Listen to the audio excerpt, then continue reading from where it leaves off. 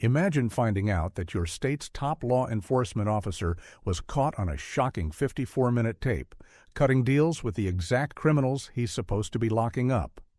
Or trying to figure out how a politician's husband goes from a normal salary to $30 million in a single year, all while running a ghost company out of an empty WeWork desk. We aren't talking about a movie script. We're talking about a staggering $9 billion fraud network that state leaders are desperately trying to keep quiet. Listen to the politicians on TV today. Seriously, just turn on any news channel, go to any social media feed, and listen to the exact same outrage looping over and over again. You hear the same talking points delivered with the exact same rehearsed anger. We need to tax the uber-rich. The 1% isn't paying their fair share. Billionaires are stealing their wealth from the working class. It sounds great, doesn't it? It sounds like someone is finally standing up for the little guy. But what if I told you that the loudest voices demanding this justice are quietly building their own untouchable empires out of thin air? What if the same people telling you that capitalism is broken are the ones exploiting it in ways that you and I could never even imagine? We live in a world where numbers have started to lose their meaning.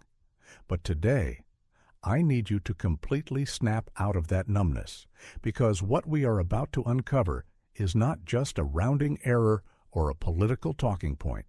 We are looking at the epicenter of a state-sponsored fraud network rocking the state of Minnesota, where the total estimates of illicit activity have reached a staggering $9 billion. $9 billion of historic fraud. Congressional investigators and federal authorities aren't just calling this a few bad apples. They describe this crisis as a complete effort that has systematically compromised state agencies for decades. To put this into perspective, right at the forefront of this sprawling criminal landscape is a scam known as the Feeding Our Future program. That scheme alone successfully defrauded the hard-working taxpayers of $250 million. That is $250 million meant to feed people, vanished into the pockets of criminals. But if you think this is just a story about some local scammers getting greedy, you are mistaken. The rabbit hole goes so much deeper, and it leads directly into the highest offices of power in the country. In this video, we are going to expose two explosive pieces of evidence that have been completely buried beneath the daily political noise. First, we are going to listen to the details of a now public 54-minute audio tape featuring the state's top law enforcement officer cutting deals with the very fraudsters he was supposed to put in a prison cell. And second, we are going to unravel the completely unexplained financial explosion of a prominent politician's husband whose net worth skyrocketed to $30 million out of an empty WeWork office space. Grab a seat and pay close attention because the house of cards is coming down. Let me paint a picture for you. The date is December 11th, 2021. It is a cold winter day in St. Paul, Minnesota. Inside the state capitol building, behind closed doors, a meeting is taking place. But this isn't a meeting between elected officials discussing tax policy. This meeting is taking place inside the official office of the Minnesota Attorney General. The Attorney General is the state's chief law enforcement officer, the ultimate authority sworn to protect the public from criminals. And who is sitting across the desk from him? The very leaders of the Feeding Our Future program. The exact same people orchestrating a $250 million fraud against the taxpayers. They did not come to this office to confess their crimes. They came to beg the Attorney General for his assistance in halting the active state investigations into their operations. For 54 minutes, recorded on audio tape, these fraudsters laid out their complaints. Now, normally, a top prosecutor would immediately throw them in handcuffs. But that is not what happened here. Instead, the Attorney General allegedly offered to facilitate their demands. He told them he would collect the names of the state investigators who were breathing down their necks. On the tape, he explicitly says to the fraudsters, "Send me their names, and I'll take that list, and I'll call the person over at Education who was investigating them and say, 'What's going on?'" He was offering to use the immense power of his office to intimidate the very people trying to stop the fraud. This incredible action is currently being scrutinized by authorities as an alleged obstruction of a criminal probe, specifically designed to protect a lucrative donor base. And make no mistake, this entire 54-minute meeting was fundamentally about money and power. The recordings suggest a chilling pay-to-play dynamic between the criminals and the politicians. During the conversation, the fraudsters promised that they would put their dollars in the right place to support candidates who would fight to protect their interests. And how did the chief law enforcement officer of the state reply to this blatant offer of political bribery? He allegedly replied with 3 terrifying words: "Money is freedom." If you want to know just how deep this corruption goes, look no further than a man named Salim Saeed. Saeed was known as defendant number 3 in the federal case, and he was the co-owner of the Safari restaurant. That restaurant was a massive hub for the criminal activity, and Saeed was eventually convicted on all 21 counts related to the $250 million fraud. But during this December 11th meeting, before the indictments came down, Saeed was introduced to the Attorney General as a major political player. He was introduced as a huge contributor to local political figures, including the mayor of Minneapolis. When the Attorney General heard that this massive fraudster was funding the mayor's political career, he didn't launch an immediate investigation. He chillingly responded, "I hope he remembers." The Attorney General himself was allegedly accepting campaign contributions from similar individuals deeply involved in this exact scheme. They were openly buying the state government, and the state government was eagerly cashing the checks. But what happens when a top prosecutor is finally forced to answer for a tape like this? Fast forward to the congressional hearings. The Attorney General was put under oath and confronted with his own voice. The investigator looked him dead in the eye and said, "You're in my courtroom now." And how did the chief law enforcement officer respond when backed into a corner with a 54-minute recording? He panicked. He stuttered, "Are you going to let me answer?" and desperately claimed they were just cherry-picking quotes. If you're finding this unbelievable, hit like and subscribe to our channel. Now, as enraging as that tape is, the $250 million local fraud is just a stepping stone. To truly understand the scale of what is happening in Minnesota, we have to pivot our attention to the national stage. We have to look at Representative Ilhan Omar and, more specifically, her husband, Tim Mynett. The House Oversight Committee is investigating what they describe as a suspicious and absolutely exponential increase in Tim Mynett's net worth. And this wasn't just a good year in the stock market. This was a financial leap that defies basic explanation. Let's just look at the raw numbers. In the year 2023, Mynett reported having assets and income of approximately $51,000. 51 grand. That is a completely normal middle-class income. But jump forward just one single year to 2024. Suddenly, Mynett's reported wealth skyrocketed to up to $30 million. How does a person jump from $51,000 to $30 million in 12 months? To generate that kind of wealth, you usually have to invent a revolutionary piece of technology, or take a massive company public, or build a sprawling real estate empire. You leave a massive footprint. But the probe into Mynett's firms has revealed a pattern of operations that is completely inconsistent with this massive reported wealth. The money is supposedly tied to 2 main entities, a venture capital firm called Rose Lake Capital and another business called the E Street Group. Mynett's firm, Rose Lake Capital, reportedly claims to have a staggering $60 billion in assets under management. But if you go looking for this financial behemoth, where do you find them? You do not find them in a glittering glass skyscraper in Manhattan. You do not find them in a massive corporate campus. Investigators found that this firm operates out of a generic WeWork co-working space, which they literally described as a latte corner with absolutely no dedicated infrastructure. It gets worse. Despite claiming to manage $60 billion, this firm possesses no active SEC registration whatsoever. So, how do you manage the GDP of a small country without registering with the Securities and Exchange Commission? The absurdity doesn't stop there. Manette also claims wealth from a winery that purportedly generates millions of dollars in revenue. Yet investigators classify this as a ghost operation because the winery maintains absolutely no online presence and has zero public-facing retail operation. On top of that, his venture capital firms have absolutely no known domestic clients and no documented investment deals anywhere within the United States. It is a phantom empire built on thin air, operating out of a shared desk. So how does Representative Omar explain this? When the heat gets turned up, she utilizes a brilliant jurisdictional loophole as her ultimate defense. She claims that she did absolutely nothing wrong, because all of this sudden wealth legally belongs entirely to her husband. You see, in Washington, D.C., the House Ethics Committee is the body that handles misconduct by members of Congress. But there is a massive catch.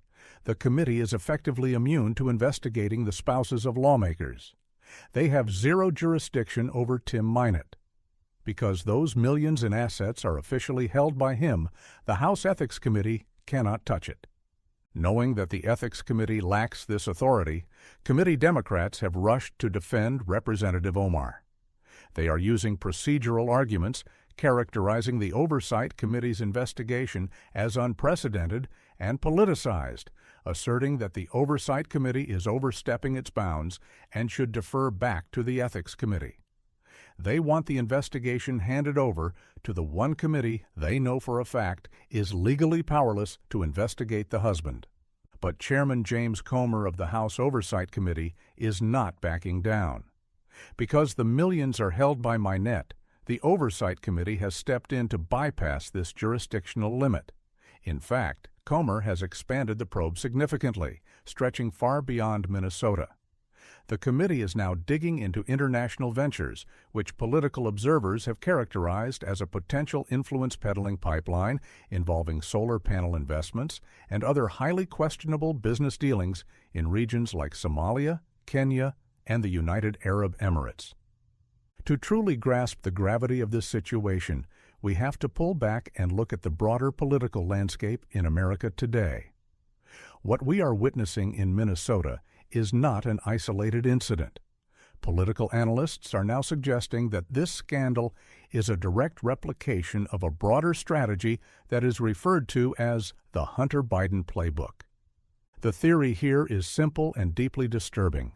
It posits that after political elites witnessed the Biden family face absolutely zero consequences for their alleged global influence peddling schemes, a green light went off in Washington. Other political families watched that happen and realized that the rules simply do not apply to them. They saw that you can establish similar pipelines, route money from overseas into domestic LLCs, and enrich themselves massively under the permanent cover of federal office. They realized it is open season on America's piggy bank. But the most infuriating part of this playbook is how these politicians manage their public image while pulling off these massive wealth grabs. To deflect the public's attention away from their rapidly accumulating millions, these subjects utilize what analysts call a crusader tactic. This means they aggressively and publicly rail against the very actions they are secretly accused of committing. This is the ultimate theatrical smokescreen. That loud populist rhetoric serves a very specific purpose. It is designed to position these subjects as the ultimate victims of political persecution the second any real investigations arise. They point their fingers at billionaires and claim that rich people are stealing your money, all while their own household net worth jumps by $30 million without a single actual product being sold. However, the theatrical smokescreen is finally starting to clear. This divergence in the public narrative is telling. Because while national media focuses heavily on political battles in Washington, the reality back in Minnesota has reached a breaking point. State officials have attempted to project stability, but the federal government has quietly escalated its presence. The Department of Homeland Security has launched a sustained operation across the state, pulling fugitives off the streets and dismantling illicit networks.